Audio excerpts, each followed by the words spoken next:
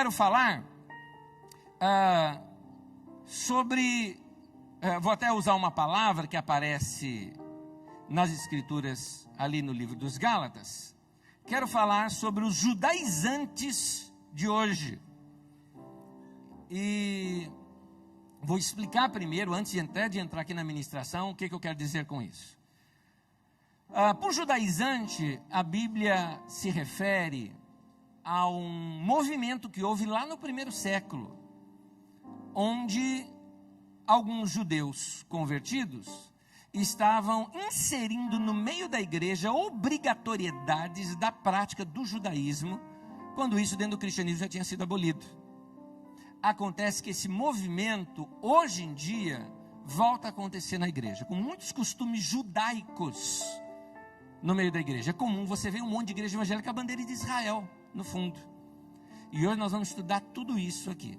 O que a Bíblia diz, ou na verdade, o que a Bíblia nem sequer diz sobre o assunto, que é puramente inserção humana.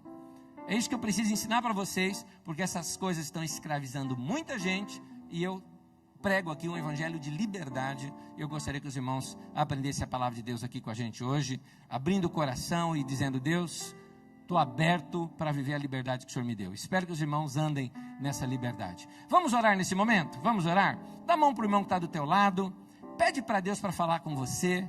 Hoje eu vou começar estudando essas coisas com você, e no final vou fazer 3 aplicações muito práticas, que tem a ver com o seu dia a dia. Tenho certeza que vai ser útil para o seu dia a dia também. Vamos orar nesse momento? Ora pedindo assim para Deus: Deus, usa esse momento para falar comigo. Isso é só você que pode dizer que você está com o coração aberto para aprender. Então ore a Deus, eu vou me unir em oração com você daqui a alguns segundos.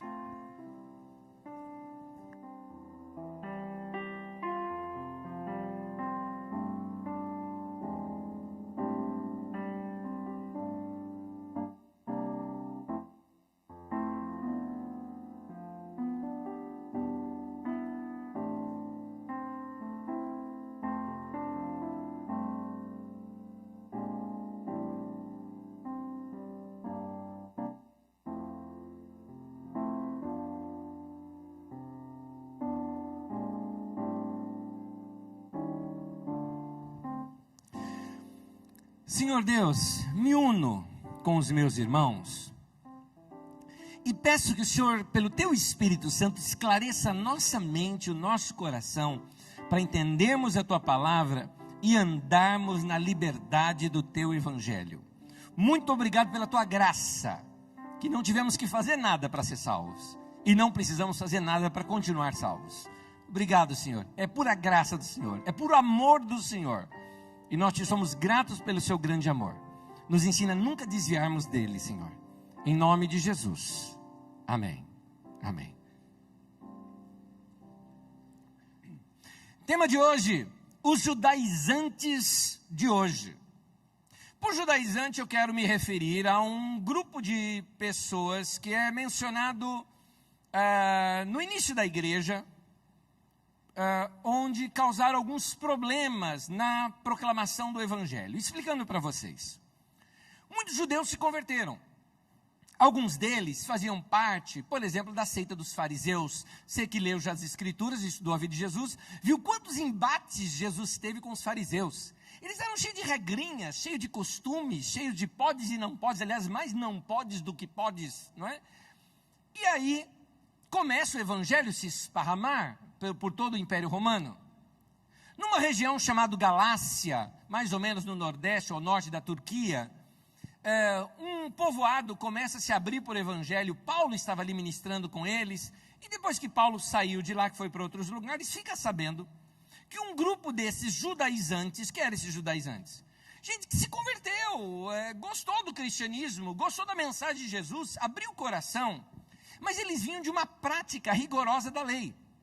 Na cabeça deles, alguém tem que ter essas práticas rigorosas da lei, e então quando conhece a graça de Jesus, aleluia, que bom, também agora tenho a salvação.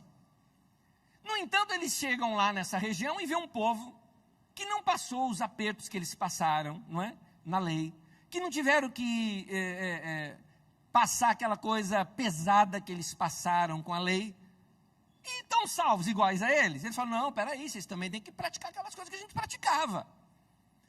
Dentre as coisas, por exemplo, existia o ritual da circuncisão. O ritual da circuncisão é pegar um bebê recém-nascido no seu 8º dia e cortar o seu prepúcio, aquela pelinha que fica no pipi do nenê. O motivo daquilo, aliás, um motivo muito bonito, você derrama sangue num órgão reprodutor de vida, onde está mostrando uma aliança que você faz de sangue com Deus, não é? Para toda a sua família. Muito interessante a simbologia por trás disso tudo. Mas no cristianismo não precisa ter essa prática, só que eles estavam colocando agora que as pessoas precisavam fazer. Mas entenda bem, fazendo um bebezinho de 8 meses já dá dó, mas também fazendo um cara de 40 anos de idade, aí a coisa começava a pegar. Mas a turma lá da Galácia, assim, não, a gente quer viver o Evangelho. E olha só o que acontecia. O Novo Testamento não estava sendo escrito. Aliás, não tinha nada do que você tem hoje de Novo Testamento. Para você ter uma ideia, o primeiro texto escrito do Novo Testamento foi exatamente a carta de Paulo para esse grupo da Galácia. Quando você lê o Novo Testamento, você pensa assim, né, que foi escrito em ordem, né? Primeiro foi Mateus, depois foi Marcos, depois foi Lucas, depois... Não, queridos. Essa é uma outra ordem, tá? A ordem cronológica em que foi escrito, o primeiro texto do Novo Testamento a ter sido escrito foi o texto da carta de Paulo aos Gálatas, para corrigir exatamente isso. Então, eles não tinham nada em mãos, não tinham orientações apostólicas sobre esse assunto. O que acontecia? Chegavam esses homens, conhecedores da lei, vamos imaginar aqui a cena com rolos debaixo do braço, não é? Não era bem isso, mas vamos supor, né? Ou nas sinagogas ali haviam rolos dos textos do Velho Testamento, abriam lá na Torá e mostravam, olha aqui, ó, olha essa prática, está aqui, ó, olha a ordenança do Senhor. E as pessoas, e falavam, então eu tenho que praticar. E começavam a praticar todas aquelas coisas do judaísmo que eles não precisavam mais praticar. Paulo, então, fica sabendo disso à distância, sem poder estar lá com os irmãos, que estavam em outras cidades resolvendo outros problemas, escreve uma carta para os irmãos. Graças a Deus que isso aconteceu, porque a gente tem essa carta até hoje, para a gente, que é a carta aos Gálatas. E nessa carta aos Gálatas, Paulo combate esse movimento judaizante no meio da igreja. Gente, hoje em dia não é diferente. Existem também alguns movimentos judaizantes nos nossos dias. Aliás, sobre a carta de Paulo aos Gálatas, Paulo chega ao ponto de dizer assim para as pessoas, mas como assim? Quando vocês foram salvos, receberam do Espírito, vocês receberam por quê? Porque vocês creram. Então não foi pela fé? Foi. Não pelas obras da lei, não pela prática da lei, mas foi pela fé. Então, por que agora que vocês já estão salvos, tem o Espírito Santo, vocês estão querendo voltar lá atrás nas coisas rudimentares, daquelas doutrinas rudimentares e praticar aquelas coisas? Ué, então não valeu nada Jesus ter morrido na cruz? Olha só esse texto de Paulo na carta aos Gálatas, no capítulo 2, versículo 21. Paulo diz, eu me recuso a rejeitar a graça de Deus. O que ele está querendo dizer? Eu não fiz nada para ser salvo, eu não precisei praticar a lei para ser salvo. Detalhe, hein? Paulo era fariseu. Paulo havia sido fariseu. Paulo era discípulo de um dos maiores mestres do farisaísmo, que era o Gamaliel. O cara tinha pedigree, vamos dizer assim, de prática da lei. Mas ele falou que não foi pela prática da lei que ele foi justificado. Olha aqui, ele falou, eu me recuso a rejeitar a graça de Deus. A graça de Deus significa que você não precisa fazer nada para Deus te receber. Apenas crer. E aqui ele diz, pois se é por meio da lei que as pessoas são aceitas por Deus, então a morte de Cristo não adiantou nada. Paulo já chuta logo o pau da barraca, não é? Já abre logo o jogo e diz, gente, não é assim. Vamos lá. No meio da igreja evangélica, queridos, existe, às vezes, muita insegurança por parte de alguns líderes que são novos. Falo isso porque já fui também líder novo no ministério. Não posso me considerar novo hoje no ministério, tenho mais de 27 anos de pastorado. Mas quando a gente é novo no ministério, há aquela insegurança. Imagina, pessoas que vêm para te ouvir, pessoas que vêm todos os domingos confiando que você tem ali a palavra de Deus para eles, orientação, E às vezes dá essa insegurança, às vezes sempre, né? Dá essa insegurança. E por ser novo no ministério, muitos, o que fazem? Deixa eu ver o que outros estão fazendo. E ficam à busca de alguma novidade que venha trazer, assim, um novo impulso para a igreja, não é? Alguma coisa nova que bota o povo, uau, e comece a encher de novo as suas reuniões. E a insegurança, o que faz a insegurança com a gente? Quando a gente está inseguro, o que a gente faz? É melhor ir com a multidão. Ah, está todo mundo fazendo? Vou fazer também. Mas onde é que está a base dessa? Não sei a base, mas está todo mundo fazendo, deve estar certo. E aí você começa a praticar uma coisa sem questioná-la. Você cai naquilo que nós chamamos de modismos. E um desses modismos veio junto com alguns movimentos de crescimento da igreja, como foi o caso do G12, como foi de alguns outros. Vieram esses modismos de trazer junto no pacote essas coisas sobre práticas judaicas sendo colocadas novamente no meio da igreja, o que eu chamo de movimento judaizante. Eu não sou contra essas viagens que se faz a Israel. Viagem, entenda bem, uma viagem de cunho cultural. Você fala, ô, eu já conheci lá Israel, tudo mais. Eu falo, pô, cara, que legal.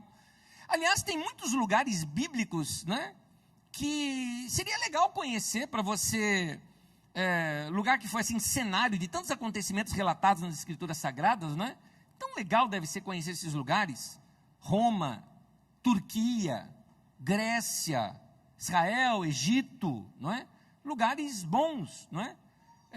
Eu e a minha esposa, por exemplo, um dos lugares que a gente assim, tem muita vontade de conhecer, por que não ali, entre as viagens de Paulo, entre Turquia e Grécia, ilhas gregas, né, querida? O que você acha? Não é? Paulo passou por lá, porque eu quero passar lá também, nem que foi de passagem, assim, né? São lugares lindos, paradisíacos, né? Mas tem muitos lugares para serem conhecidos. Agora, o que eu nunca vejo são viagens, por exemplo, para o Irã, para o Iraque, não é? Eu não vejo viagens assim, embora são lugares bíblicos também. Quando você ouve falar de Babilônia, por exemplo, né, no Iraque, quando você ouve falar de Nínive, Pérsia, é o Irã, não é? Então, tem muitos lugares que vale a pena você conhecer e culturalmente, não é? Deve ser muito especial visitar isso. Mas essa coisa de chamar de Terra Santa, por exemplo, vou falar sobre isso adiante. Está até entre aspas aqui na minha anotação. Terra Santa. Depois a gente fala sobre isso. E aí começa esses negócios nessas viagens de atos proféticos. Comemorar festas judaicas, o Purim, festa dos tabernáculos, o Ano Novo judaico, e mais um monte de coisa judaica. Me permita aqui falar abertamente com vocês, eu sou filho de baiano, então a gente tem que ser assim bem claro. Eu acho isso tudo uma aberração, e é jogar fora a carta de Paulo aos Gálatas. É costurar de novo o véu que foi rasgado. O que é esse véu que foi rasgado? O que é isso? Bom, no Velho Testamento havia aquela questão do véu que separava o lugar santo dos santos, onde Deus falava com o povo. Somente o sumo sacerdote, uma vez por ano, poderia entrar naquele lugar e ali frente a frente falar com Deus, ouvir a voz de Deus diante da Arca da Aliança. Havia um véu muito grosso, entenda-se véu, quase que uma parede de pano, que não dava para ser rasgado com a mão de um homem. A Bíblia Sagrada narra que quando Jesus morreu na cruz, esse véu foi rasgado de cima embaixo, não de baixo para cima, para mostrar que foi Deus quem tomou essa decisão. É como se Deus falasse, abriu aqui e falou, acabou, agora vem aqui falar comigo direto, vocês não precisam de intermediários para falar comigo. É o que a Bíblia fala no livro de Hebreus, o novo e vivo caminho que foi aberto pelo sangue de Jesus, que agora a gente pode entrar na sala do trono, falar com o nosso Pai, falar com o nosso Deus à vontade, sem precisar de intermediários para falar com Deus. O véu foi rasgado e agora os homens estão indo lá costurar de novo. Meu Deus do céu, para. Isso traz de volta muito mercado. E isso dá muito dinheiro. Essas viagens, as vendas de objetos santos, sagrados. O misticismo vem junto com isso. Porque muitas dessas viagens têm como objetivo de fundo garantir uma receita forte nas comissões das caravanas. É muito dinheiro que rola por detrás de algumas dessas organizações para essas viagens às tais terras santas. Porque o povo vai, acredita, não, eu vou estar mais perto de Deus. Quem te disse que você vai estar mais perto de Deus por estar em Jerusalém? Quem te disse isso? Algumas práticas desses chamados judaizantes, que começaram a se infiltrar no meio da igreja, gerou uma coisa que eu chamo de esquisitice. Por exemplo, veio uma moda há um tempo atrás, essa aí não pegou muito não, pegou só em alguns lugares, em que as pessoas que dirigiam o templo de músico, bom, primeiro começa já chamando essas pessoas que são músicos de levitas. Da onde você tirou esse nome para músico? Músico é músico, levita é levita, são duas coisas diferentes. O que é levita? Levita é da tribo de Levi. O que era a tribo de Levi? Era a tribo de sacerdotes, era aquele pessoal que se dedicava integralmente ao sacerdócio. Por isso eles eram alimentados pelas outras tribos, porque eles não tinham tempo para plantar e tudo mais, porque eles cuidavam do templo e de todas as ordens do templo. Música era só uma das coisas que haviam ali no templo, mas eles que tinham que montar, desmontar, limpar e tudo mais, não era só tocar.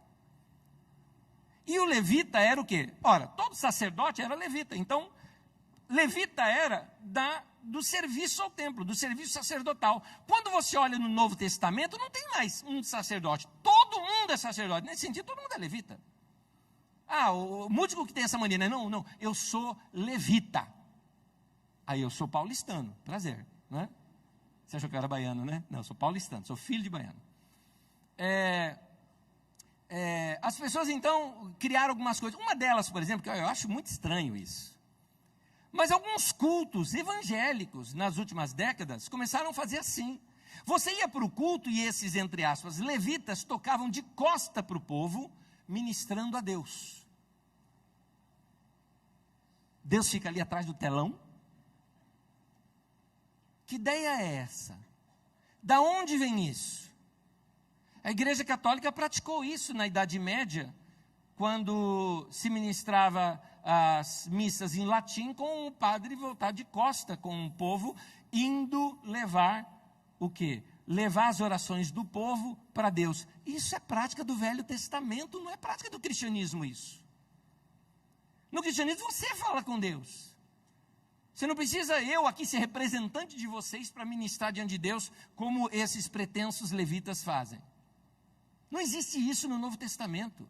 E se a gente voltar lá para o tempo da lei, onde eu não posso falar com Deus, mas eu tenho que vir trazer o meu sacrifício, que significa dinheiro, né? Dar a minha oferta, mas aí o povo vai adorar a Deus e eu vou sair daqui purificado dos meus pecados. Que isso?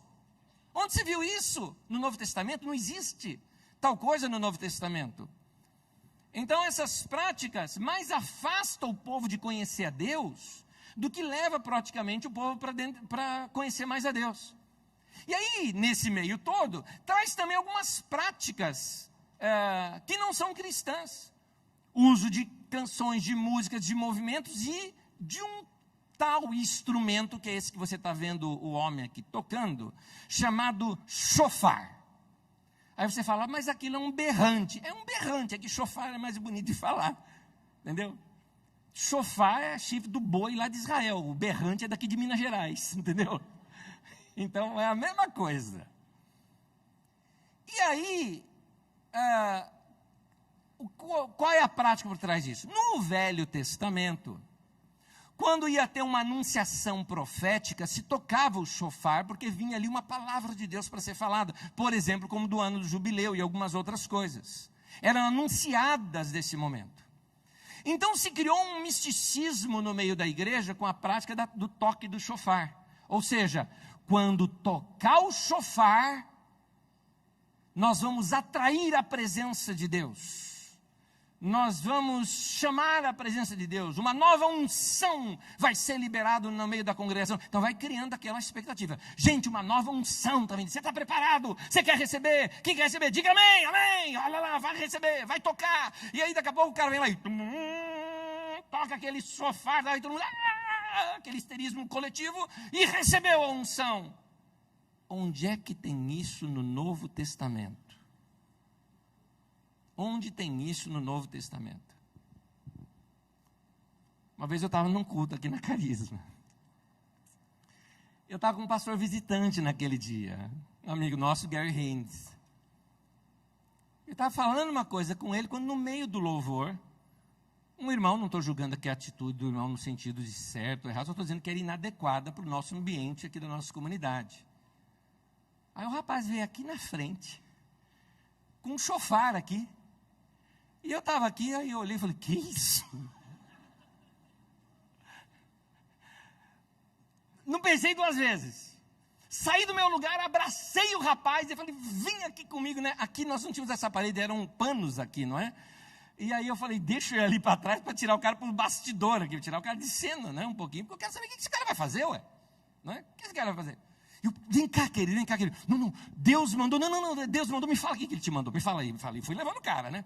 Não, que eu tenho uma palavra de Deus aqui para o povo, então você fala para mim, tá?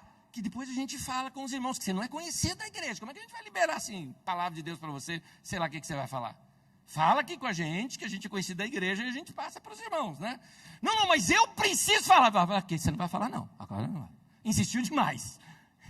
Insistiu demais. Falou, você não vai falar nada aqui, não. Fica quietinho, né? E o cara queria tocar o berrante aqui no meio.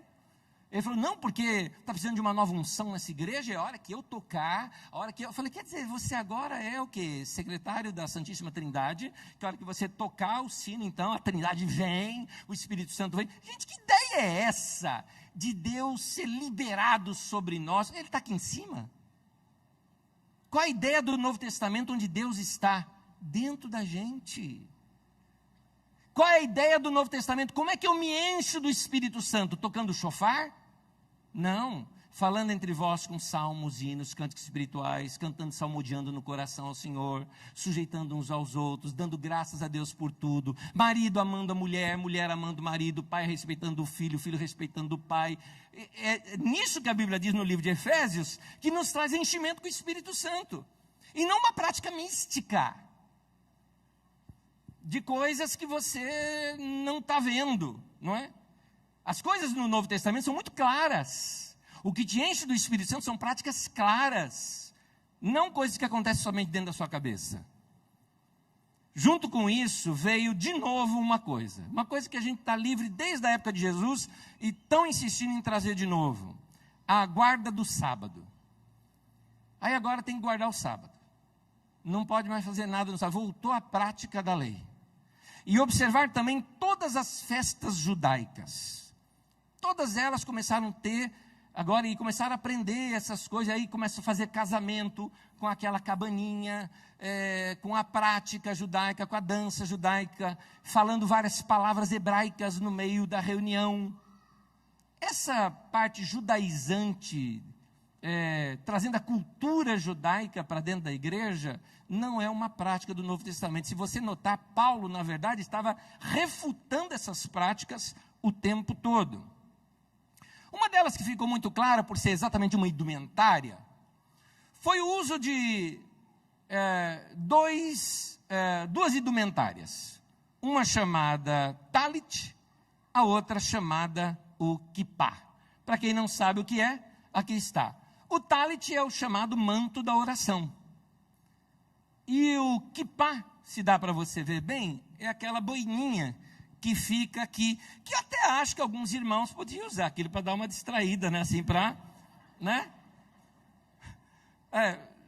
Aquele momento seu da vida em que, né, tem momentos que é vantajoso ser judeu, né? Você põe ali, ninguém vê a sua idade, não é?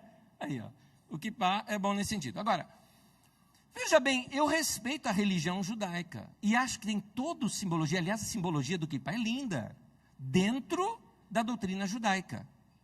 Mas eu não sou judeu. É esse o meu assunto aqui. Como você se sentiria se me visse aqui na frente, por exemplo, com a fitinha do Senhor do Bonfim? Você falou, Anésio, mudou de religião? Por que eu não uso? Porque não tem nada a ver com a minha crença. Eu não acredito naquilo. Você está ofendendo quem acredita? Não, deixa o cara acreditar que ele quer acreditar. Estou falando de mim. Eu tenho que assumir o que eu creio. E o que eu creio está fundamentado nas Escrituras Sagradas, na revelação de Jesus pelo Novo Testamento, e então pelo Novo Testamento eu interpreto o Velho Testamento. É assim que eu faço. Então por isso que eu não vou usar fitinha do Senhor do Bonfim, Por isso que eu não vou usar, por exemplo, um kippah, porque ele não tem nada a ver, a simbologia dele, embora muito linda, não tem nada a ver com a doutrina cristã. Olha só a simbologia do kippah, muito bonita. O significado da palavra kippah é arco, porque fica compreensível quando a gente pensa naquele formatozinho dele, né? Aquele formatozinho, é uma boininha pequenininha, não é? Que fica ali, quase que um bonezinho sem aba, né? Alguns irmãos, tal, pelo tamanho da cabeça, precisam usar uma pouquinho maior, né? Assim, né? Aquela coisinha maior, assim. E o kippah é um lembrete constante da presença de Deus. Relembra o homem que existe alguém acima dele, que há alguém maior, que o está acompanhando em todos os lugares, e está sempre o protegendo como arco e o guiando. Onde quer que vá, o judeu estará sempre acompanhado por Deus. Essa é uma definição dos judeus mesmo. É costume judaico, desde os primórdios, um homem manter a sua cabeça coberta o tempo todo, demonstrando com isso humildade perante Deus. Bonito isso. É expressamente proibido entrar numa sinagoga, ou mencionar o nome divino, ou recitar uma prece ou bênção, estudar a Torá, ou realizar qualquer ato religioso de cabeça descoberta, sem o kippah. É proibido. Muito bonito. Mas não tem nada a ver com o cristianismo. Por que, Anésio, que não tem nada a ver? Deus está onde? Lá em cima? O que a Bíblia nos ensina de onde Ele habita e onde Ele mora hoje? Será que um cristão precisa usar um kippah para lembrar da presença de Deus? É preciso usar o gorrinho para não esquecer que Deus é soberano e que está acima de todos? Não basta para o verdadeiro cristão o fato de que o próprio Deus habita em nós por meio do seu Espírito Santo? E o questionamento até de Paulo aos Coríntios, quando ele fala: vocês não sabem que vocês são santuário de Deus, e que o Espírito de Deus habita em vocês, dentro de vocês? Deus não está distante de mim. Gente, isso foi exatamente isso que Jesus veio fazer. O judeu se relaciona com Deus que está longe dele, está fora dele, por isso toda essa atitude, e está correta. Era assim mesmo o relacionamento deles com Deus. Mas Jesus vem e fala para os seus discípulos e diz: e viremos nele e faremos nele morada. Deus vai sair dos céus, dos altos céus, Deus não vai ficar mais lá no templo de Jerusalém, Deus vai agora habitar dentro de você. Eu não preciso mais usar kippah. Aliás, Jesus aboliu qualquer uma dessas coisas. Jesus simplificou o relacionamento com Deus, e a gente está querendo complicar de novo. É o que eu estou falando, estão querendo costurar o véu que ele rasgou. Por que nós, cristãos, não precisamos praticar a lei? A lei mosaica, a lei dada a Moisés, quando eu falo da lei mosaica, eu não me refiro só ao decálogo, aos 10 mandamentos. Toda a lei de Moisés. Você já leu? Alguém aqui já leu inteirinho o livro de Levíticos? Pouca gente. Alguém entendeu? Porque é complicadinho, com vários detalhes, é minucioso, não é? Na maneira de você separar a comida, o que você faz. O que é aquilo? Quero lhe dar aqui uma maneira de você entender um pouco melhor as leis e os mandamentos. Nós vamos dividi-los em 3 classes de mandamentos. Você tem os mandamentos morais, os mandamentos civis e os mandamentos cerimoniais. Estão pegando toda a lei de Moisés e dividindo nessas 3 classes: morais, civis e cerimoniais. Os mandamentos morais dizem a respeito ao tratamento para com o próximo. Por exemplo, não matarás, não adulterarás, não furtarás. Essas ordenanças, pensa bem, todas elas, não matar, não cobiçar, não roubar o outro, não falar mal do outro, você resume todas elas na prática do amor. Quando você fala amar, você engloba todas elas. Mandamentos civis. Os mandamentos civis são aqueles que regulamentavam a vida social do israelita. Não se esqueça, era um bando de gente que era escravo no Egito, vai para o deserto, tem que montar cabana, acampamento, vai viver lá por 40 anos, quase 3 milhões de pessoas. Você consegue imaginar uma coisa dessa? 3 cidades de Osasco, mais ou menos, pouco mais do que isso, vivendo em acampamentos, em tendas. A organização que não tinha que ter nisso. Então, essa organização está na Bíblia, em leis. E aí tem regras ali que tem a ver com aquele povo. Por exemplo, tem lei que fala como deve ser o seu comportamento quando você vai defecar. Sabia disso? É verdade.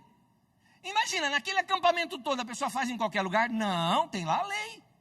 Você vai pegar uma madeira, um pau, um pedaço de pau, vai sair para fora do acampamento, lá no lugar, lá no sambódromo, né? Vai cavar um buraco, faz ali suas necessidades, tampa aquilo e volta. Isso significa que, quando você visse alguém passando com um pedaço de pau na mão, você, deu uma boa hora, né? Aquela coisa. A gente vai praticar isso hoje. Porque as pessoas chegam para mim e falam o seguinte: Anésio, mas está aqui na Bíblia, para a gente guardar o sábado. Está aqui na Bíblia para pegar um pedacinho de pau também. Vai lá e você faz isso? Você faz isso? A gente tem que saber onde é que se encaixam esses mandamentos. Esses daqui, por exemplo, são mandamentos civis. Por exemplo, a guarda do sábado não era para ser um ritual de religião. A guarda do sábado é óbvia. As pessoas eram escravos. Para que não haja mais essa escravatura, a guarda do sábado, na verdade, é uma lei trabalhista.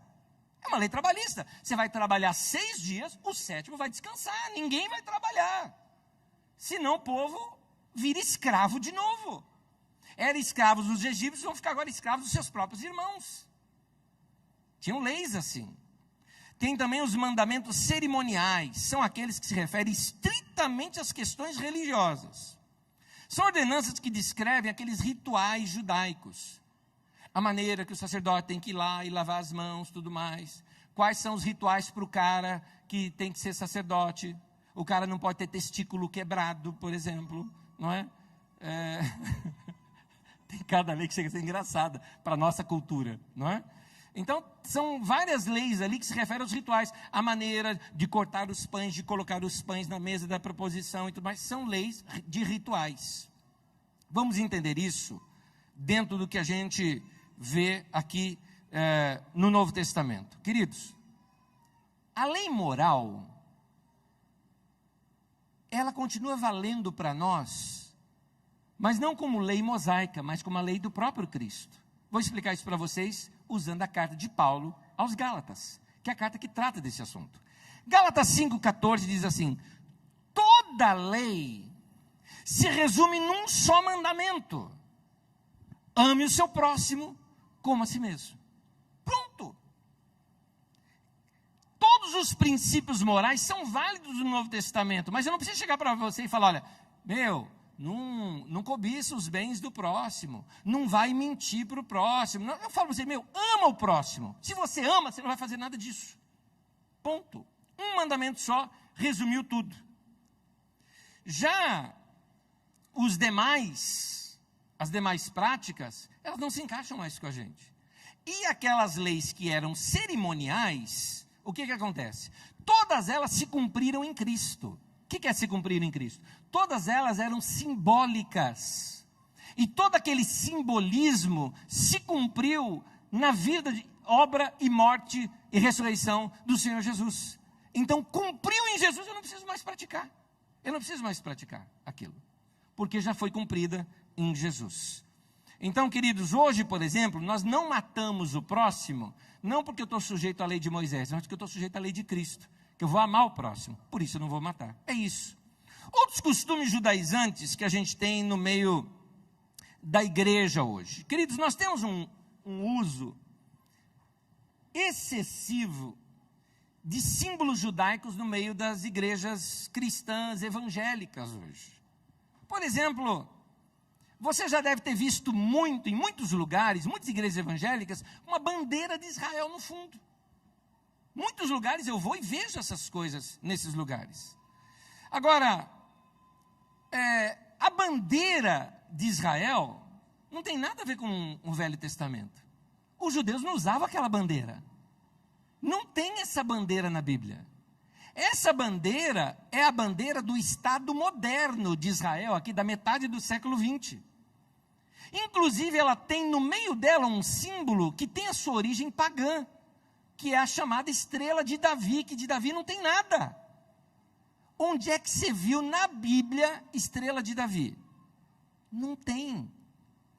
Aliás, o símbolo do judaísmo nem é a estrela de Davi. O símbolo mais recorrente no judaísmo é o candelabro, a menorá. Esse sim, você nota, poxa, aquilo lá, aquele candelabro, né, das velas ali, aquilo que lembra bem o judaísmo, mas aquele símbolo da bandeira de Davi era um símbolo pagão que eles utilizaram. Agora imagina, gente, eu acho um absurdo achar que colocando uma bandeira do moderno Estado de Israel nas nossas igrejas, nós vamos estar louvando a Deus. Na verdade, eu poderia até olhar isso como uma blasfêmia. Por que a gente vai estar louvando e adorando um povo que rejeitou Jesus? Não estou entendendo isso. Por que eu vou estar exaltando aquela parte política, porque uma bandeira é política, de um Estado político, e um Estado político que nos nossos dias tem sido opressor dos seus vizinhos? Por que eu vou apoiar um negócio desse? Agora imagina nós ainda que estamos aqui em São Paulo, que temos comunidades árabes em São Paulo, temos comunidades palestinas aqui em São Paulo. Você imagina um palestino pega e vem visitar uma das nossas reuniões, aí vê bandeira de Israel, vê a gente se vestir com o negócio de Israel, e aí daqui a pouco um dos cânticos conta assim, vou perseguir os inimigos e vou destruí-los. Pronto, o cara vem na próxima reunião com uma homem-bomba. Falou, opa, é guerra. É aqui o quartel-general dos caras. Gente, mas por que fizeram isso? Porque nunca perguntaram. Viram um fazendo, viram outro fazendo, é moda, vão fazer também. Danças judaicas inseridas no culto cristão, gente buscando ligações genealógicas para dizerem que são descendentes de judeu. Eu nunca vi tanto descendente de judeu na minha vida. Tem mais descendente de judeu hoje, que nessas pretensas árvores genealógicas, do que chinês no mundo, meu Deus do céu. Eu me lembro anos atrás, quando um homem chegou para mim e falou o seguinte, escuta, o sobrenome do seu pai não era Rocha? Eu falei, sim. Você sabia que Rocha é um dos nomes que foram usados pelos judeus quando vieram aqui para o Brasil, fugindo inclusive da guerra? Pois é, meu caro, então você é descendente de judeu. Eu falei, não, meu pai era baiano, sou descendente de baiano. Com muita honra. Com muita honra. Então, essa pretensa ligação, como se isso fizesse de nós algo maior do que os outros. E essa ideia de eu ter alguma coisa que os outros não têm, isso é orgulho humano, isso não tem nada a ver com o cristianismo, que diz que em Cristo não há mais homem, nem mulher, nem judeu e nem grego. Eu estou citando para você o Novo Testamento. Eu quero ler para vocês um trechinho de um texto do pastor Isaltino Gomes, um irmão que faleceu nesse ano. Aliás, o seu enterro foi um dia antes do meu aniversário. Meu aniversário é 3 de outubro, tá? Anota aí para você não esquecer. Um dia antes do meu aniversário foi quando ele foi enterrado. Acho que ele faleceu no dia 1º. E o texto dele, muito bom, diz assim: a rejudaização do evangelho tem um lado comercial e outro teológico. O comercial se vê nas propagandas para visita a, entre aspas, Terra Santa. Explicando, o judaísmo girava ao redor de 3 grandes verdades: um povo, uma terra e um Deus. No cristianismo, vamos examinar essas 3. Um povo, sim. No cristianismo tem essa ideia também de um povo, mas não como etnia. A igreja é esse novo povo de Deus. Aliás, no Novo Testamento, a igreja é a herdeira desta nomenclatura, povo de Deus. Nação de Deus agora não é mais Israel, é a igreja. E ela é composta, segundo a Bíblia, de homens de todos os povos, tribo, língua e nação. Inclusive israelita, pode também fazer parte desse povo. Brasileiro, argentino, tem salvação, está vendo? Para todos os povos. Há também um Deus. Nós falamos um povo, um Deus e uma terra. No cristianismo também tem um Deus, que foi revelado na pessoa de Jesus. Como é o Deus que você crê? Aquele que Jesus revelou para nós. Aquele que ama a todos. Aquele que se entregou por todos. Esse é o revelado em Jesus. Mas no cristianismo não há uma terra santa. Não tem isso. Grave isso. No cristianismo não há lugares santos e objetos santos. Não tem isso no cristianismo. Ah, esse lugar é lugar santo. Não, não tem isso. Existe gente santa. Lugar santo não existe. Não existe cadeira santa. Não existe altar santo. Aliás, essa ideia de chamar o palco de altar não é do Novo Testamento. Não é do Novo Testamento. Muito menos ainda dizer que aqui o altar é santo. Porque santo no cristianismo são gente, nunca são coisas. Aqui é um salão, que pode ser demolido e ser construído outra coisa no lugar. Não existem lugares santos no cristianismo. Magda uma vez foi buscar um documento meu, que eu perdi ou foi roubado, não sei, alguém pegou e jogou numa igreja. Ficamos sabendo, a Magda foi buscar. Quando a Magda foi buscar lá, disseram que estava com o pastor, tinha acabado a reunião, ela foi lá falar com o pastor, ela foi barrada, não pode subir no altar. Porque aqui mulher não pode subir no altar. O altar agora, além de santo, era machista. Né? Não pode. Não sei se a Magda vai se lembrar, eu acho que nem o André tinha nascido quando nós fomos para o interior do Paraná. Vamos ver se você lembra.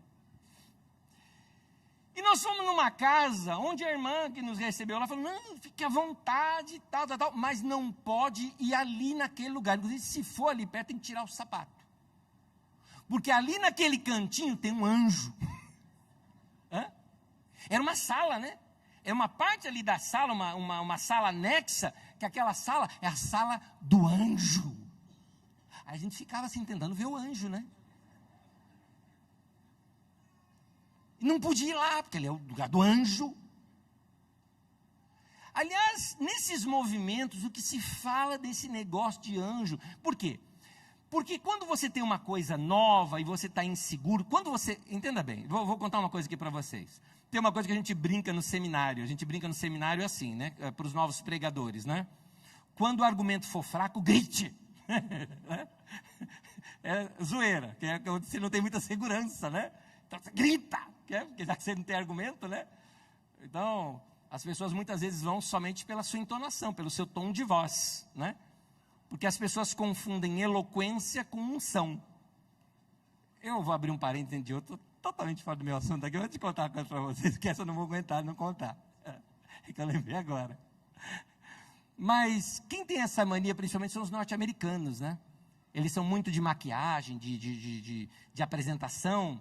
Então, para eles, unção tem a ver com a maneira em que o cara fala com você. Então, é isso que é unção para eles, né?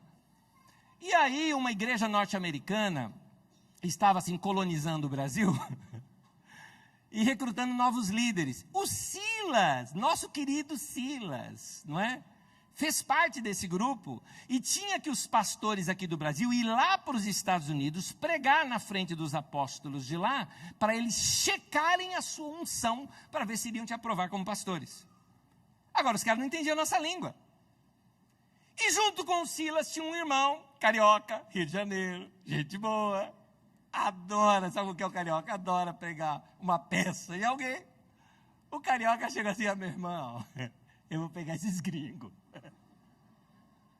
Na vez do carioca, o carioca foi pregar, ele começou assim, e vocês não estão entendendo nada do que eu estou falando nesse lugar, nesse momento. E o pessoal, aleluia! E ele falou, você não está entendendo nada, aleluia! E o pessoal, aleluia! Aprovaram o cara.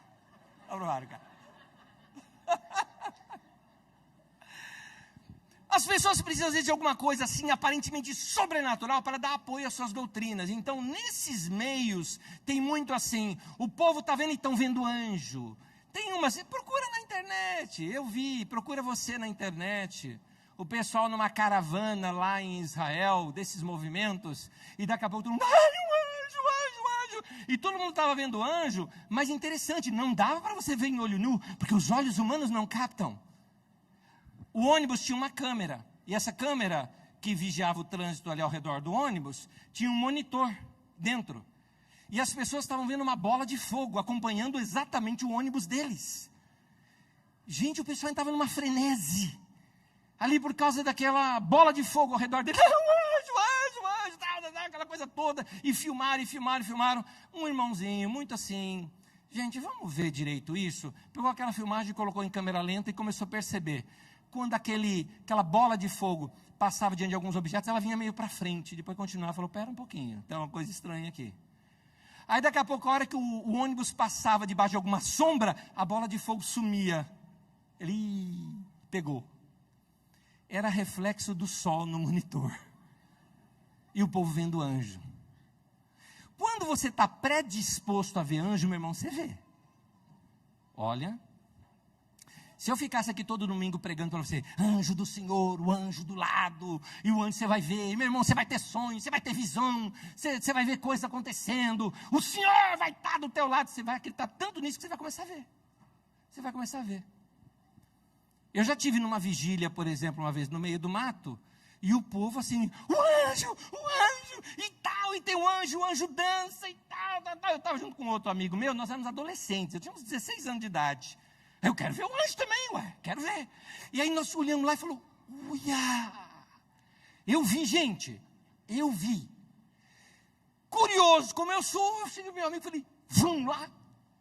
E todo mundo, não pode, é terra santa, tal. A gente esperou os irmãos botar a cabeça no chão e a gente saiu de trás. E fomos lá ver o anjo. A hora que a gente chegamos lá perto do anjo, era uma vaca que tinha uma mancha aqui assim. Batia o reflexo da lua e ela mexia. Gente, isso era um anjo. Você não acredita em anjo? Meu irmão, não estou dizendo isso. Mas a gente não pode pegar aberrações e usar essas aberrações em nome de Deus, porque não é certo. Não é certo enganar o povo, gente. Não é certo.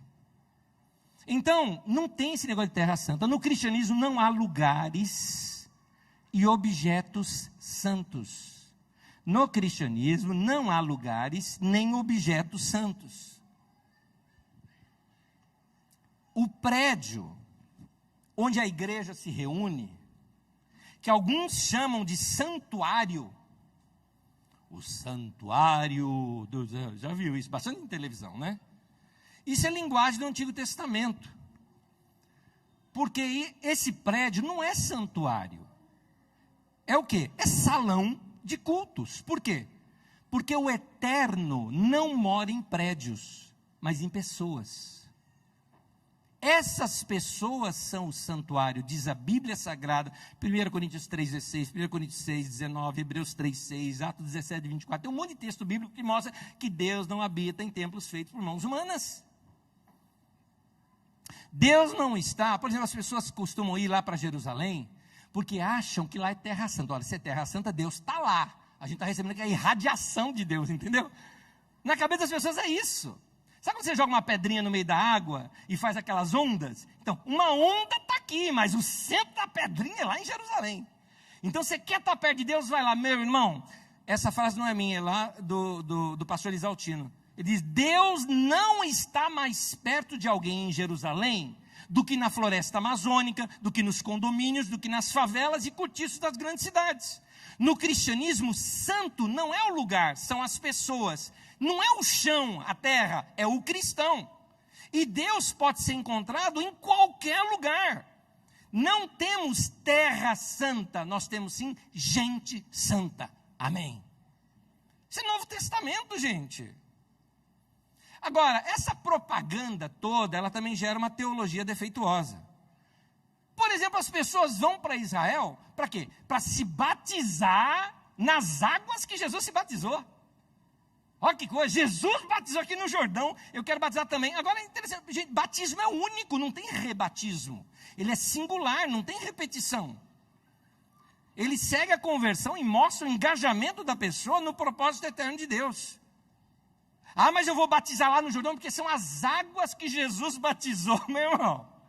Aquelas moléculas de hidrogênio e oxigênio que compunham aquele Rio Jordão, pode estar em alguma nuvem, pode estar lá no Ártico, pode estar aqui no Rio Tietê, entendeu? A coisa já evaporou, meu querido. Não é mais as águas de Jesus. É mero sentimentalismo isso aí não é identificação com Jesus. A proposta, a água do Jordão é meio suja e barrenta, querido. Eu acho que é bom orar depois, inclusive do pessoal que batiza lá, né? E eu acho que isso é vulgarização do batismo. É tornar o batismo uma espécie de um plus para aqueles que comercialmente gastaram bastante para ir para lá. Então nota que a intenção é outra. Eu não sou contra o turismo. Faça quem puder. Tiver uma chance de viajar para lá, curta oportunidade. Fica muito mais claro você ler um texto bíblico quando você já passou pelos lugares. O que eu sou contra é o entortamento da teologia para poder dar suporte turístico para essas campanhas de arrecadação de dinheiro. Porque aí a gente vê o quê? As pessoas que trazem de lá o quê? Sal do Mar Morto, azeite do Monte das Oliveiras, que a propósito tem alguma usina de beneficiamento de azeitona por lá? Não tem, mas tem o azeite que é de lá. Que coisa! Tem até um negócio que eu já vi, crucifixo feito com um pedaço da cruz de Jesus. Meu irmão. Meu irmão. Comprado onde? Na 25 de março. Original. Que isso? Tem um fetichismo com a Terra Santa. É Terra Santa, areia santa, água santa, sal santa, água benta, folha de oliveira santa. No cristianismo, as pessoas são santas, mas as coisas não. Entendeu? Entendeu?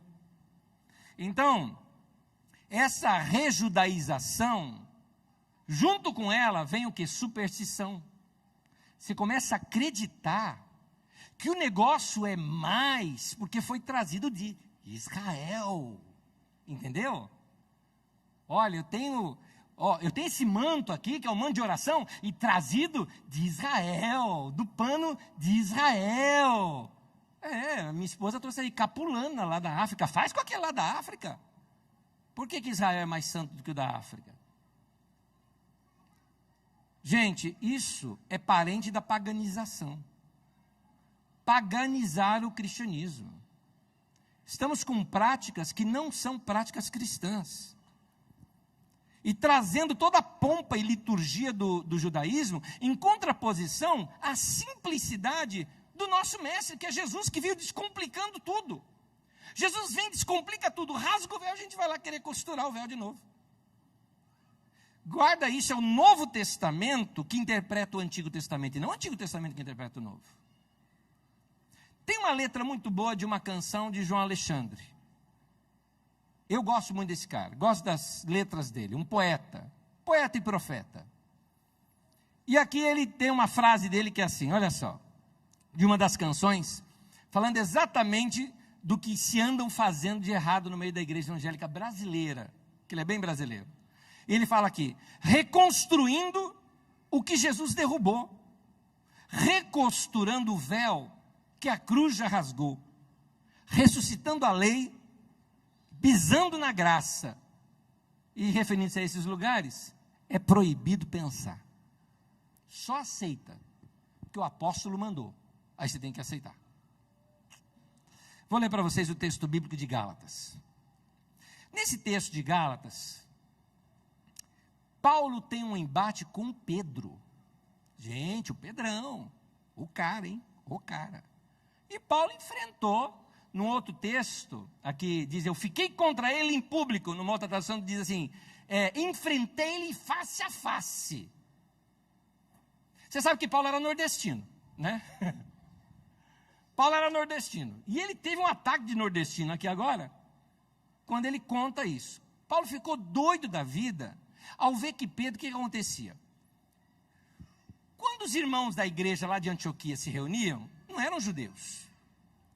E aí o Pedrão estava no meio deles, estava ali comendo com eles, sabe? Comendo um presuntinho, comendo ali, sabe? Uma carninha de porco, porque pode comer tudo. É liberado para nós. Aí chegou um pessoal lá da turma de Tiago, lá de Jerusalém, com um monte de judaizante, achando que aqueles irmãos não eram irmão ainda, porque não tinha se circuncidado, tinha que pôr sobre ele a lei dos judeus, para então ser considerado irmão. Aí o Pedro, na hora que chegou esse pessoal, Pedro, sujou, não vou fazer mais. Aí subiu o sangue do Paulo. E o Paulo narra isso nesse texto. Olha aqui com a gente. Porém, quando Pedro veio a Antioquia da Síria, eu fiquei contra ele em público, porque ele estava completamente errado. De fato, antes de chegarem ali alguns homens mandados por Tiago, Pedro tomava refeições com os irmãos não judeus. Mas depois que aqueles homens chegaram, ele não queria mais tomar refeições com os não-judeus, porque tinha medo dos que eram a favor de circuncidar os não-judeus. E também outros irmãos judeus começaram a agir como hipócritas, do mesmo modo que Pedro. Até Barnabé se deixou levar pela hipocrisia deles. Quando vi que eles não estavam agindo direito, olha essa expressão, de acordo com a verdade do Evangelho, Paulo está contrapondo uma coisa. Essa prática não é uma prática do Evangelho. O Evangelho faz com que a gente seja livre. Nós não somos presos pela religião, nós somos livres. E Paulo aqui então fala, quando eu vi que eles não estavam agindo direito, de acordo com a verdade do Evangelho, eu disse a Pedro, na presença de todos, você é judeu, mas não está vivendo como judeu, e sim como não-judeu. Então, como é que você quer obrigar os não-judeus a viverem como judeu? O cara é o nordestino, né? Trouxe briga. É aí que ele completa no versículo 21, dizendo assim, eu me recuso a rejeitar a graça de Deus. O que é a graça de Deus? Deus me aceita como eu sou. Eu não preciso fazer nada, porque Jesus já fez no meu lugar, eu só acredito na obra de Jesus e pronto. É pela fé, não é pela prática da lei. Então ele fala, eu me recuso a rejeitar a graça de Deus, pois se é por meio da lei que as pessoas são aceitas por Deus, então a morte de Cristo não adiantou nada. Pronto, chutou o pau da barraca. Que nem diz um pastor amigo meu, chutou a bola lá para o meio do canavial. Pronto, acabou o jogo. Não tem nada. Paulo foi direto no assunto. Queridos, isso tudo também ocorre por causa de um outro engano. Um engano talvez até que está por detrás desse. Qual é o engano? O engano é que chamam Israel, essa nação sociopolítica, econômica que existe hoje lá na região da Palestina, chamam Israel de povo de Deus. Vamos ver o que a Bíblia diz no Novo Testamento? E dessa vez eu vou usar as palavras aqui de Pedro. 1 Pedro, no capítulo 2, no versículo 9 ao 17, olha o que Pedro, escrevendo para a igreja, ele diz, vocês, que ele está escrevendo para a igreja, porém, são geração eleita, sacerdócio real, nação santa. Quem é a nação santa de Deus? A igreja. Povo exclusivo de Deus. Continuando o texto. Para anunciar as grandezas daquele que os chamou das trevas para a sua maravilhosa luz. Antes, vocês nem sequer eram povo, mas agora são povo de Deus. Não havia recebido misericórdia, mas agora receberam. Amados, continua Pedro, insisto que como estrangeiros e peregrinos no mundo, mostra, a igreja não tem nação. Nós somos uma árvore que a raiz está no céu e a gente cresce para a terra, é isso. Então a gente está espalhado na terra, nós estamos aqui no Brasil. Somos estrangeiros e peregrinos aqui. Ele diz aqui, vivam entre os pagãos de maneira exemplar, diferente da ideia de Israel. Lembra da ideia de Israel? Vamos colonizar, vamos dominar os povos. Dominar os povos vizinhos e se tornar um grande reino sobre a terra. A ideia da igreja não é essa. A ideia da igreja, nós vamos espalhar pelo mundo inteiro e nós vamos servi-los. Observem as boas obras que vocês praticam e glorifiquem a Deus, pois é da vontade de Deus que, praticando o bem, vocês silenciem a ignorância dos insensatos. Olha esse texto de Pedro. Vivam como pessoas livres. Vamos falar juntos essa frase? Vivam como pessoas livres. Vivam como servos de Deus. Tratem a todos com o devido respeito. Esse é o nosso papel de nação santa. Servir aos outros. Mesmo assim, eu preciso te reafirmar mais uma coisinha. Porque senão você vai pensar, tá bom, então o povo de Deus não é Israel, o povo de Deus é a igreja. Sim, isso mesmo. Então se nós somos povo de Deus, então nós temos privilégio. Porque Deus está comigo. Tem até cântico, gente. Eu vi esses dias a letra de um cântico evangélico, que eu falei, meu Deus, o que é isso? Eu não lembro a letra exatamente como é, mas eu vou te passar o sentido dela. Fala mais ou menos assim, né? Meu servo, aqueles que te virem, que desejaram o seu mal, né? Vão ser humilhados a verem o triunfo que Deus vai te dar. Que isso? Que é isso? Essa ideia de achar que porque você é povo de Deus, você é especial, esquece, meu querido. Isso não faz parte do cristianismo, não. No coração do cristianismo aponta para um Deus que não é que ele ama seu povo. No coração do cristianismo aponta um Deus que ama a todos e não faz acepção de pessoas. Por isso é inconcebível que você queira ter privilégio por ser filho de Deus.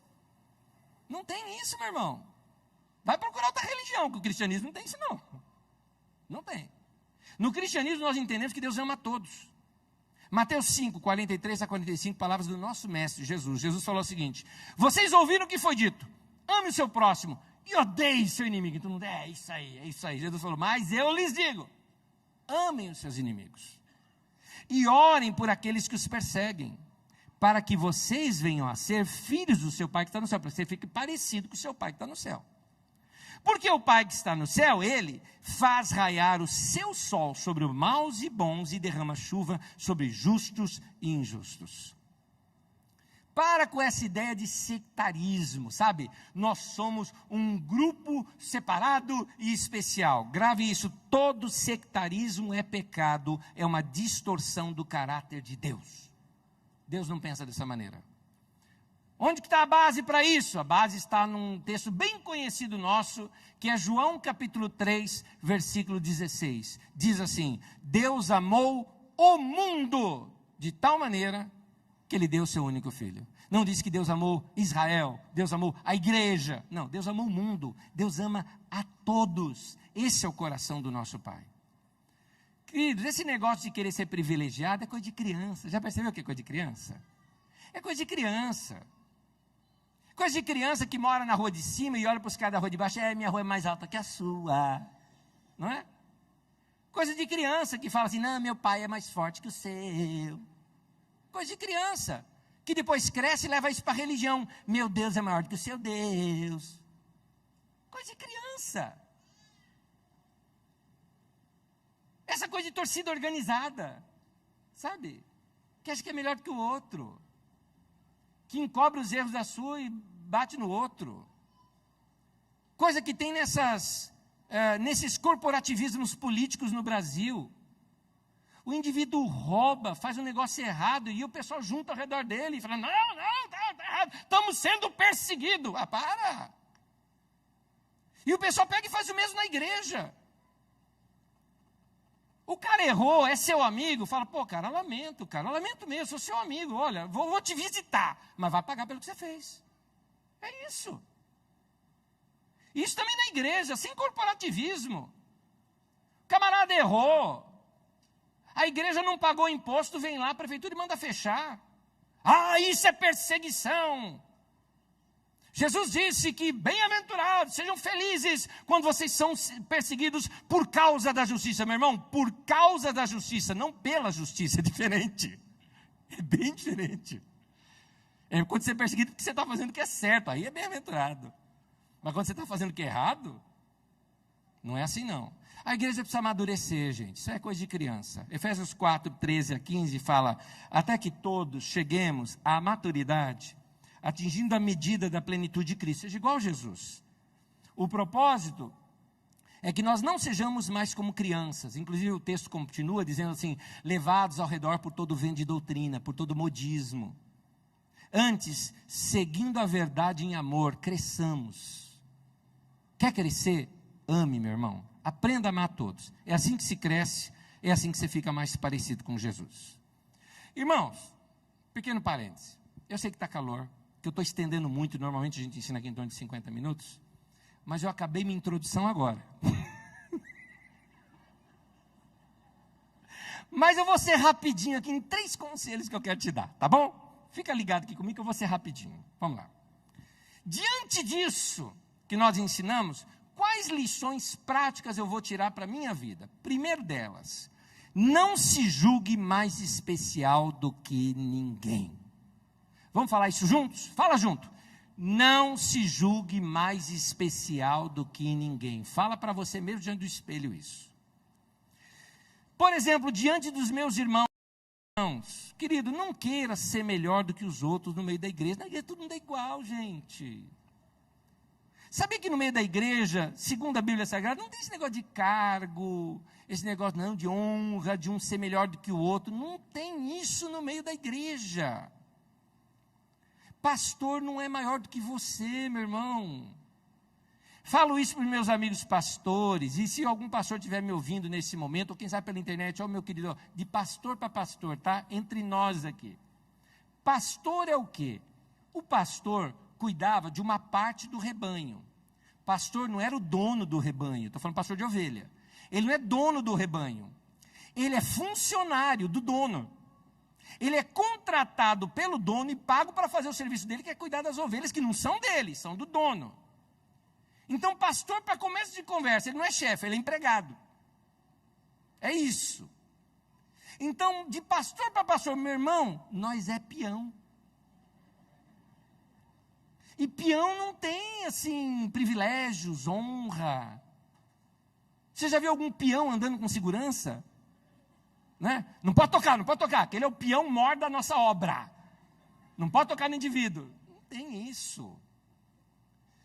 Você já viu alguém falando assim, aquela é roupa de peão, hein? Roupa de peão, aquilo lá é roupa especial. Então, meu irmão, por favor, não queira se destacar na frente dos seus irmãos, nós somos todos iguais, nós só temos dons diferentes. Sabe por que eu estou aqui na frente? Por causa do dom de comunicação, só por isso. Eu oro igual você ora, leio a Bíblia como você lê, cada um tem um dom, cada um sabe fazer uma coisa diferente do outro. Por que hoje eu não estava ali tocando bateria? Porque eu não sei. Porque eu sou ruim, o ungidão da bateria é o outro cara lá, não sou eu. Entendeu? Meu irmão, então entenda bem, não queira ser o ungidão, meu irmão. Não queira ser o cara que é diferente de todo mundo. Então, diante disso, dentro do nosso contexto que eu falei hoje, não queira se destacar usando um apetrecho judaico para mostrar que você tem uma revelação maior que os seus irmãos. Achar que porque você usa o quipá, sua oração é mais profunda. Né? Porque agora o Yahvé te ouve. Para, meu irmão, para. Desce, vai. Desce um pouquinho. Seja simples, porque o nosso mestre é simples.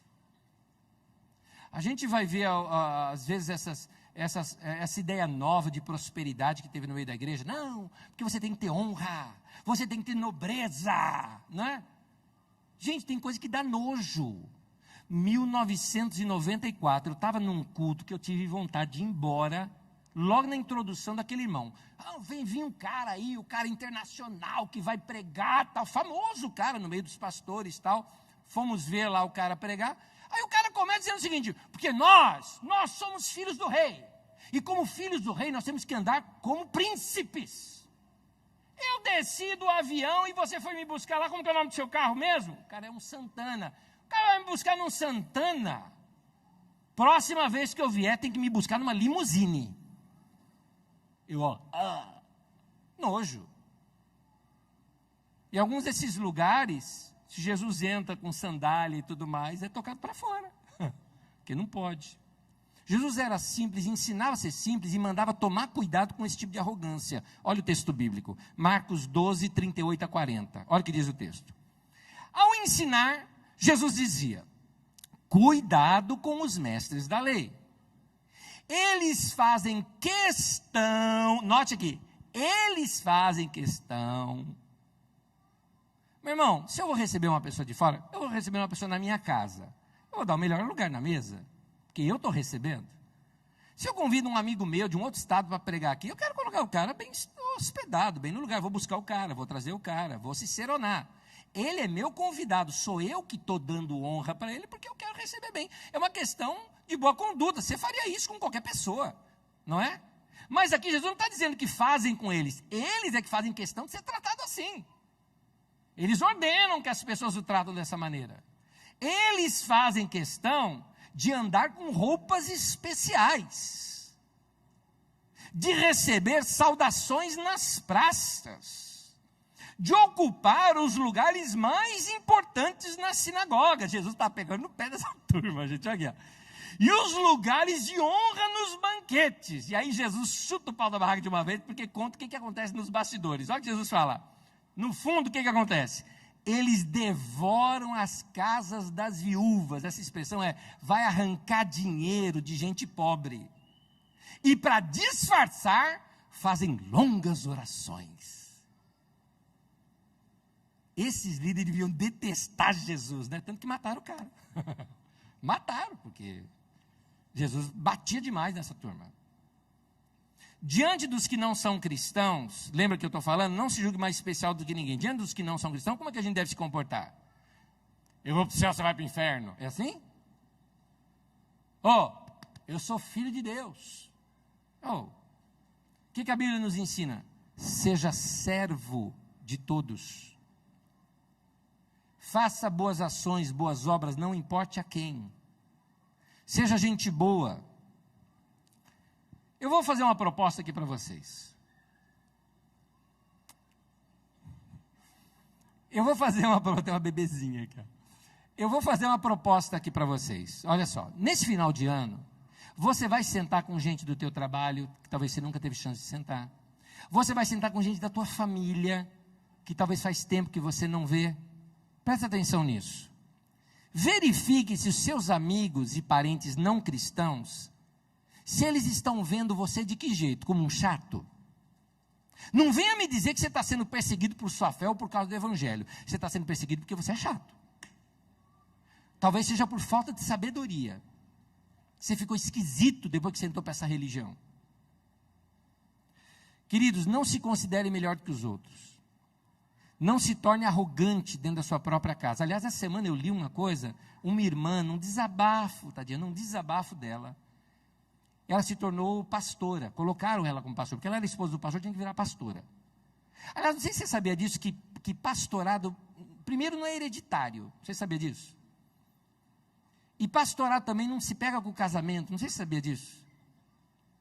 Você sabia que minha mulher não é pastora? Ela é minha mulher. É minha mulher.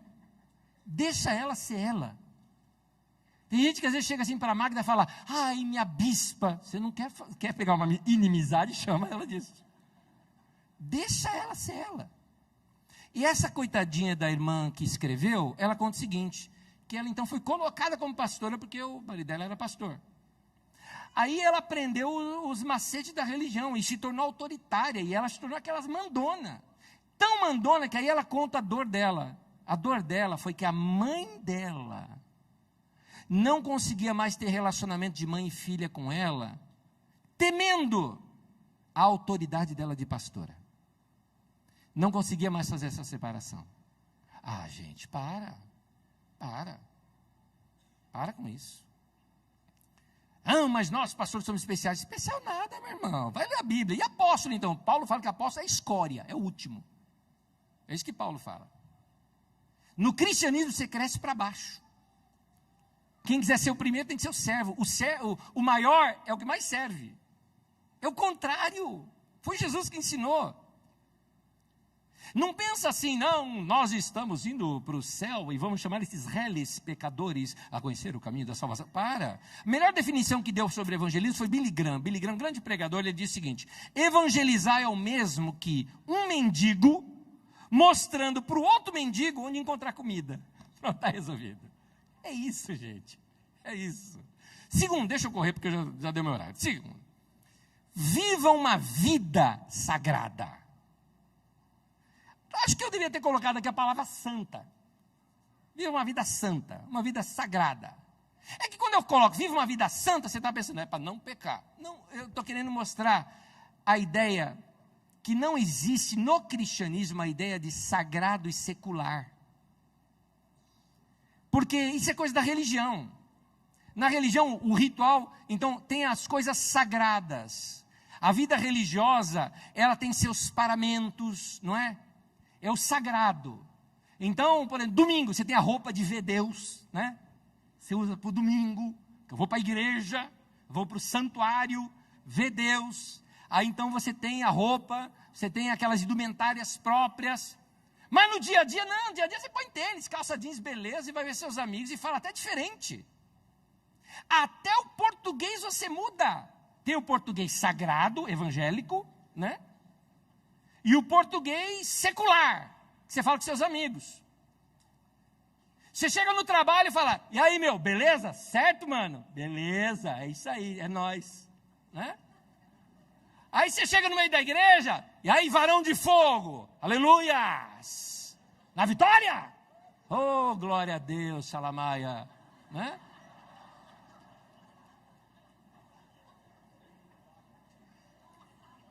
É o sagrado e o secular. Agora, no cristianismo, isso não existe.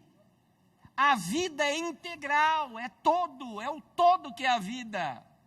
Eu queria ver esses camaradas que falam, não, quando eu tocar o chofar, vai descer anjo e o Espírito Santo vai descer. Meu irmão, toca no meio do trenzão aqui de Osasco, eu quero ver. Aí eu quero ver, vai ser uma bênção, aleluia. Aí eu quero ver. Por que você não toca lá na agência bancária onde você trabalha? Você no meio do banco assim, por que não faz isso lá? Ah, para. O que a Bíblia ensina? Romanos 12:1. Rogo-vos, pois, irmãos, pela misericórdia de Deus. Pode-se escrever isso no português atual. Pelo amor de Deus, meu irmão. Paulo está falando, pelo amor de Deus. Eu estou pedindo para vocês que apresentem os vossos corpos por sacrifício vivo. A palavra aqui, sacrifício, é o altar, é a culto a Deus, expressões do Velho Testamento. Paulo está querendo mostrar isso como é que é para nós hoje. Aquele negócio de altar, de sacrifício para Deus, Paulo está dizendo, vai viver para Deus. Esse é o culto racional de vocês. Vai viver toda a sua vida para Deus. Colossenses 3,17. E tudo o que fizerdes, seja em palavra, seja em ação, fazei-o em nome do Senhor Jesus, dando por ele graças a Deus Pai.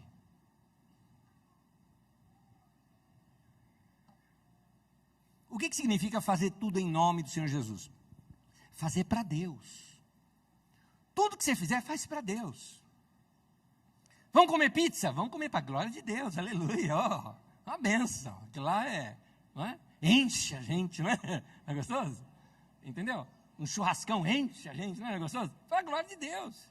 Tudo é para a glória de Deus. Um irmão chegou para mim e me perguntou, Anésio, eu tenho que dar o dízimo? Eu falei, não, você tem que dar tudo. O cara ficou olhando assim para mim, né? Eu falei, é tudo. No cristianismo, tudo é de Deus. Agora, de Deus não significa da igreja. Eu não falei dar tudo para a igreja, eu falei dar tudo para Deus. Então, aquele dinheiro que você vai comprar uma pizza, você vai estar dando para Deus, para a glória de Deus, entendeu? Você vai comer para a glória de Deus, você vai investir na tua família para a glória de Deus. Nosso conceito é que toda a nossa vida é de Deus. Esse é o nosso culto para Deus. Vou dar um exemplo aqui no Velho Testamento que é muito interessante. Gênesis 5:22. Depois que gerou Matusalém, Enoque andou com Deus 300 anos e gerou outros filhos e filhas. Nós vemos aqui na vida de Enoque que não há uma incompatibilidade entre a vida de comunhão íntima com Deus e uma vida normal. Esse texto é do Rui Luiz. Não há uma incompatibilidade entre uma vida normal, uma vida com Deus e uma vida normal, uma vida de família, na qual se geram e educam filhos e filhos. Enoque não deixou sua família para desenvolver esse relacionamento com Deus. Ao contrário, foi no meio de uma vida normal, na qual ele gerou e educou seus filhos, que ele andou com Deus. Percebeu? Então, meu irmão, andar com Deus não é fazer as 7 vigílias poderosas dos 455 pastores, não é isso. Andar com Deus, de acordo aqui com Enoque, é gerar filho, filha, é conversa dentro de casa, é relacionamento, é educação, é tempo nosso em família. Isso é andar com Deus. Você percebe que andar com Deus é uma coisa integral. Não é só de domingo, domingo também, domingo é o nosso culto congregacional, onde essas pessoas que já cultuam a Deus e que andam com Deus no seu dia a dia, agora se reúnem para cantarem juntas para Deus. Efésios 5, de 15 a 18, explica isso. E a continuação do texto também. Tenham cuidado com a maneira como vocês vivem, ou seja, preste atenção na sua maneira de ver, porque é ali que você cultua Deus. Não seja como insensatos, mas como sábios, aproveitando ao máximo cada oportunidade, porque os dias são maus. Portanto, não sejam insensatos, mas procure conhecer qual é a vontade do Senhor. E aí ele vai dizer qual é a vontade do Senhor. Não se embriaguem com vinho, que leva à libertinagem, mas deixem-se encher pelo Espírito. E aí o texto continua. Sabe o que o texto continua? Primeira coisa que esse texto continua dizendo. Aí você vê em casa depois, que eu não tenho aqui nas telas. Primeira coisa que ele fala. Como é que eu me encho do Espírito? Falando entre vós com salmos, hinos, cantando e salmodiando a Deus nos vossos corações. Isso enche a gente do Espírito Santo. A propósito, lembra da lição de casa de domingo passado? Qual que era? Fazer um salmo para Deus. Você fez o seu nessa semana? Gente, olha, de domingo para segunda ou na segunda-feira, a Magda deve se lembrar desse e-mail que eu passei. Um irmão daqui da Carisma me escreveu um e-mail tão lindo, doloroso, mas lindo. Ele falou: Anésio, ouvi a mensagem, vou escrever meu salmo para Deus. Nesse momento eu estou do lado da minha mãe no hospital, ela está entubada. Mas eu quero fazer um salmo para Deus. E eu vou mostrar para você o que eu fiz. E ele mostrou o salmo. Um salmo de confiança em Deus no meio da tribulação. Lindo, gente, lindo, maravilhoso. Amei o que aquele irmão escreveu. Final da semana agora, um outro e-mail dele. Minha mãe está em casa e ela está muito bem. Que coisa linda. Que coisa linda. Alguém que experimentou a Deus no sofrimento, agora tem que fazer um outro salmo. O salmo agora da alegria. Queridos, Paulo nos ensina nesse texto adiante, como é que a gente se enche do Espírito. Fala, por exemplo, mulher, seja submissa ao seu marido. O que é isso que ele está dizendo? Evita briga. Eu não tenho tempo para abrir aqui o parênteses para te explicar o que é isso. Não está falando para você ser capacho do marido. Mas sabe aquele negócio, evita discussão, dê um entrave, deixa prevalecer a ideia dele, mas não briga. Não briga. Porque no mesmo texto também fala, marido, ame a sua mulher e satisfaça a sua mulher. Quando você satisfaz a sua mulher, não tem briga. Mulheres, aprendam que às vezes ceder é melhor. Homens, aprendam que amar e se doar e fazer a vontade do outro é o melhor. Olha que coisa linda no casamento. O que Paulo está ensinando? Em outras palavras, Paulo está dizendo o seguinte: mulher, dê razão ao teu marido e faça a vontade dele. Aí ele chega para o marido e falou: marido, dê razão à tua mulher e faça a vontade dela. Olha que coisa legal. O casal vive bem. Mulheres, vocês não conhecem a história original da criação? Deus fez a mulher. E da mulher ele tirou uma parte e fez o homem. E aí ele chegou para a mulher e disse o seguinte: olha, eu vou fazer o homem para você. Só que tem que fazer um acordo aqui entre nós. Deixa ele acreditar que ele foi feito primeiro. Não é? Aí ela aceita e fica tudo bem. Não é? Então, Paulo continua dizendo que o nosso relacionamento com os filhos, nosso relacionamento com os pais, é isso que mostra que a gente se enche do Espírito Santo. É por isso que nas cartas do Novo Testamento tem tantos detalhes sobre coisas práticas da nossa vida. Porque a nossa adoração, nossa comunhão, nosso culto, ele acontece no meio da vida cotidiana. Não tem uma dimensão religiosa para nós, fora da experiência diária. A nossa vida é sagrada. É isso que eu quis dizer no ponto. Terceiro e último. Viva uma vida livre. Eu queria que você repetisse isso comigo com confiança. Fala em voz alta. Viva uma vida livre.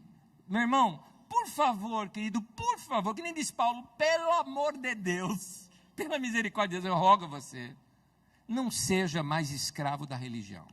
Por favor. Por favor. Não permita que ninguém, seja com título de pastor, estou falando de mim aqui, de pastor, de presbítero, de apóstolo, de bispo, de cardeal, de patriarca, que agora tem, até isso tem. Não deixa ninguém meter o dedo na tua vida e dizer o que é que você tem que fazer. A Bíblia não diz que quem é guiado pelo seu discipulador, a Bíblia diz que quem é guiado pelo Espírito Santo de Deus é que é filho de Deus.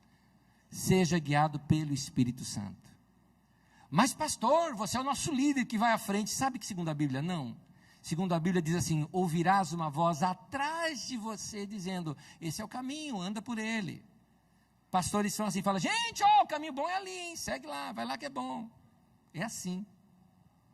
Nós não somos aquele que chega assim, fala porque eu estou mandando, não é? Eu vou terminar lendo 3 textos bíblicos, convido você a ficar em pé. Se você estiver anotando, pode sentar para acabar de anotar. Mas todos os textos vão estar disponíveis na internet, no nosso site. 3 textos bíblicos para a gente ver antes de terminar. Gálatas 5:1. Diz assim, foi para a liberdade que Cristo nos libertou. De novo o livro de Gálatas. O livro que falou sobre aquele entrave de todos os judaizantes. Foi para a liberdade que Cristo nos libertou. Portanto, permaneçam firmes, ou seja, permaneçam livres. Firmes na liberdade. E não se deixem submeter novamente a um jugo de escravidão. Que essa palavra seja para você, meu irmão, que já foi massacrado em igreja, que já foi extorquido, que já passou fome em casa para ficar dando dinheiro para a igreja, para comprar tijolinho abençoado, lenço do ungidão, não é? Para com isso, para com isso. Deus já te libertou, você é livre disso, não se deixe colocar debaixo do jugo de escravidão. Vai checar as escrituras, vai checar as escrituras. E hoje a gente tem até uma vantagem, gente. Vai na internet ver as coisas que o YouTube revela para a gente. 2 Coríntios 3, versículo 17. Onde está o Espírito do Senhor? Ali há o quê? Liberdade. Liberdade. E por último, o conselho, que é de Pedro, não é meu, é do Pedro. Olha o que Pedrão ensina para a gente. 1 Pedro 2,16. Vivam como pessoas livres. Vamos falar juntos? Vivam como pessoas livres. Meu irmão, tira de você e também de seus irmãos na fé todo o peso da religião humana e todo o peso que não contribui para uma espiritualidade saudável. Daqui a alguns dias, antes aí do Natal, por exemplo, eu vou tratar essa questão dos símbolos do Natal. Ao invés, já vou te adiantando, ao invés da gente ficar discutindo os símbolos do Natal, os nomes dos demônios que estão por detrás deles, sabe o que eu prefiro? Eu prefiro ensinar os nossos irmãos a aproveitarem esse tempo que a nossa sociedade abre as portas para a solidariedade e procurarmos estender as nossas mãos e ajudarmos os pobres e os necessitados. Tem gente que fala, não pode dar presente de Natal, porque dar presente debaixo de uma árvore fazia parte de uma festa pagã, babilônica. Meu querido, a menininha lá da favela não tem nada para ela passar o fim de ano. Eu vou desrespeitar a sua religião, eu vou dar presente sim. Eu quero ajudar. Aliás, parabéns aos meus irmãos que entraram aqui na nossa campanha para ajudar as crianças pobres e necessitadas, que nós fizemos aqui nesse ano, e recolhemos todos eles aí, para ajudar essas crianças. Parabéns, meu irmão, é assim que se vive o cristianismo. Então, ao invés de você ficar com coisa, não, esse negócio de Papai Noel, não pode, Papai Noel foi criado, foi pela Coca-Cola, você não vê que ele é gordo de tanto tomar Coca-Cola, e que ele é vermelho?